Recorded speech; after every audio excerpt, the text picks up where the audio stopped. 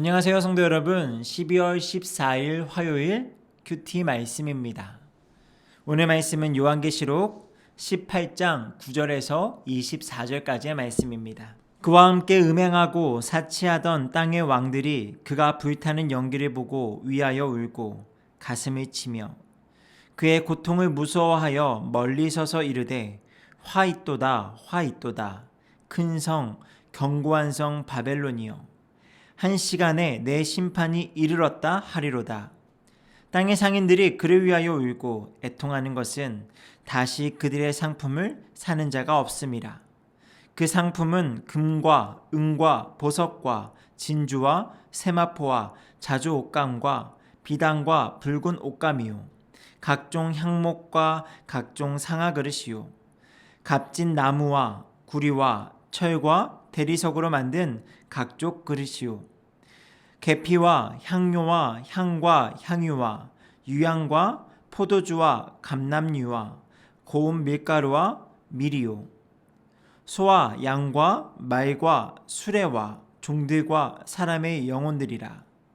바벨론아, 내 영혼이 탐하던 과일이 내게서 떠났으며 맛있는 것들과 빛난 것들이 다 없어졌으니 사람들이 결코 이것들을 다시 보지 못하리로다. 바벨론으로 말미암아 치부한 이 상품의 상인들이 그의 고통을 무서워하여 멀리 서서 울고 애통하여 이르되 화 있도다 화 있도다 큰 성이여 세마포 옷과 자주 옷과 붉은 옷을 입고 금과 보석과 진주로 꾸민 것인데 그러한 부가 한 시간 안에 망하였도다. 모든 선장과 각처를 다니는 성객들과 선원들과 바다에서 일하는 자들이 멀리 서서 그가 불타는 연기를 보고 외쳐 이르되 이 큰 성과 같은 성이 어디 있느냐 하며 티끌을 자기 머리에 뿌리고 울며 애통하여 외쳐 이르되 화 있도다 화 있도다 이 큰 성이여 바다에서 배 부리는 모든 자들이 너의 보배로운 상품으로 치부하였더니 한 시간에 망하였도다. 하늘과 성도들과 사도들과 선지자들아 그로 말미암아 즐거워하라. 하나님이 너희를 위하여 그에게 심판을 행하셨음이라 하더라. 이에 한 힘센 천사가 큰 맷돌 같은 돌을 들어 바다에 던져 이르되 큰 성 바벨론이 이같이 비참하게 던져져 결코 다시 보이지 아니하리로다. 또 검은 곳 타는 자와 풍류하는 자와 퉁소 부는 자와 나팔 부는 자들의 소리가 결코 다시 내 안에서 들리지 아니하고 어떠한 세공업자든지 결코 다시 내 안에서 보이지 아니하고 또 맷돌 소리가 결코 다시 내 안에서 들리지 아니하고 등불빛이 결코 다시 내 안에서 비치지 아니하고 신랑과 신부의 음성이 결코 다시 내 안에서 들리지 아니하리로다. 너의 상인들은 땅의 왕족들이라. 내 복술로 말미암아 만국이 미혹되었도다. 선지자들과 성도들과 및 땅 위에서 죽임을 당한 모든 자의 피가 그 성중에서 발견되었느니라 하더라.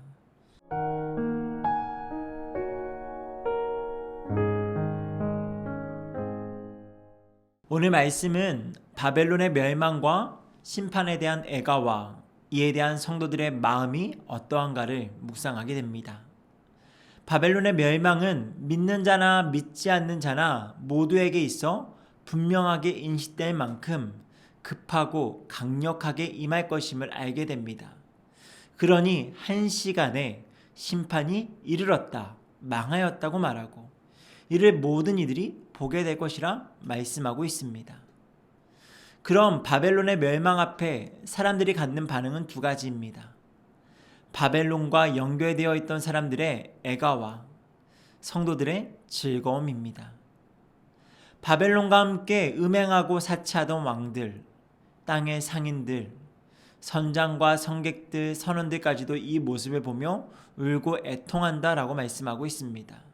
그런데 이들이 왜 애통해 하는지를 보니 결국 다 자신들과의 이해관계 속에서 손해를 보게 될 것으로 인해 슬퍼한다고 말합니다. 결코 바벨론의 멸망 자체를 놓고 함께하던 이들의 멸망을 안타까워하지 않는다는 것입니다. 저는 이것이 세상의 진짜 모습이지 않나라는 생각을 해봅니다.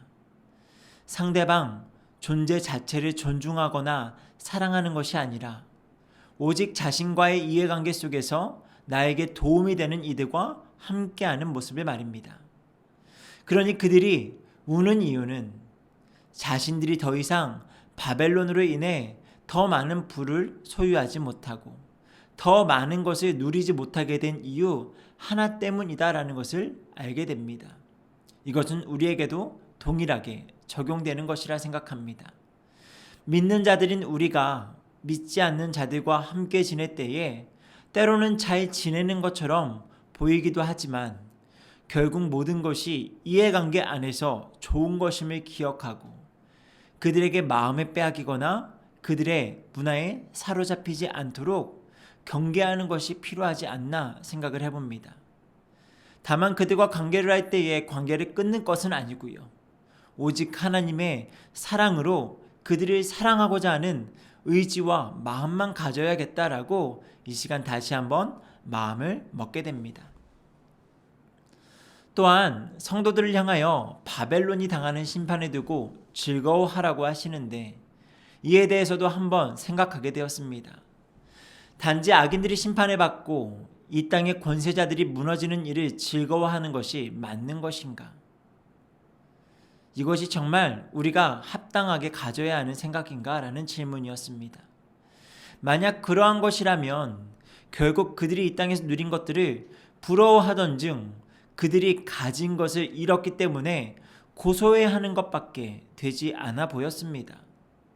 반대로 우리가 이 땅에서 그들보다 더 많은 것을 가진 사람이라면 아마 우리는 결코 그들의 심판당하여 모든 것을 잃는 것에 대하여 크게 신경 쓰지 않았으리라 생각되기 때문입니다.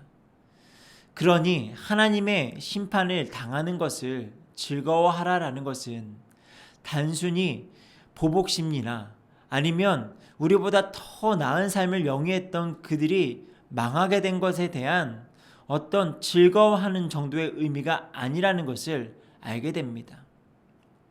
우리가 왜 즐거워해야 할까요? 그것은 하나님의 공의가 이 땅 가운데 세워지는 것에 대한 즐거움을 말하고 있다 생각합니다. 악인들의 행위대로 갚으시는 공의의 하나님을 보게 되기 때문에 우리는 즐거워할 수 있습니다. 그러니 우리는 믿는 자로서 악인들의 형통함을 부러워할 것도 아니고요. 그들이 당하는 심판에 대해서도 크게 기뻐할 이유는 없습니다. 다만 하나님의 공의가 오직 하나님의 공의가 이 땅 가운데 세워지는 것에 대한 감사와 기쁨이 넘쳐야겠다라고 마음에 다짐하게 됩니다. 오늘 큰 성 바벨론이 무너지고 넘어지는 것들에 대하여 우리가 어떠한 마음을 가질까? 오직 하나님 안에서 우리가 그들을 어떻게 대해야 되는지 그 마음을 한번 생각해 보시는 하루가 되기를 원하고 또한 악인들의 망하는 것을 즐거워하는 것이 아니라 하나님의 공의가 이 땅 가운데 실현되어지는 것에 대한 큰 기쁨과 감사가 넘쳐나는 우리 모두가 되었으면 좋겠습니다.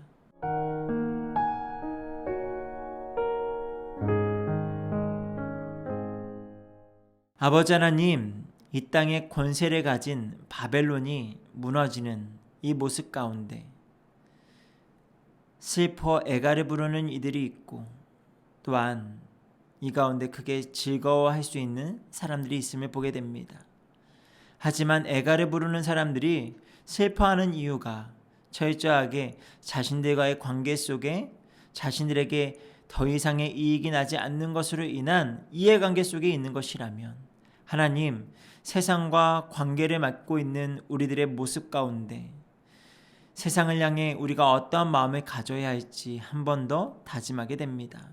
하나님, 세상은 좋을 때만 좋지 그렇지 않을 때에는 언제든지 등을 돌릴 수 있다는 것을 알게 하시고 다만 세상을 향하여 끝까지 혼자만의 사랑으로 사랑하셨던 주님처럼 우리도 그들을 향해 끝까지 사랑으로만 나아갈 수 있도록 인도하여 주시옵소서.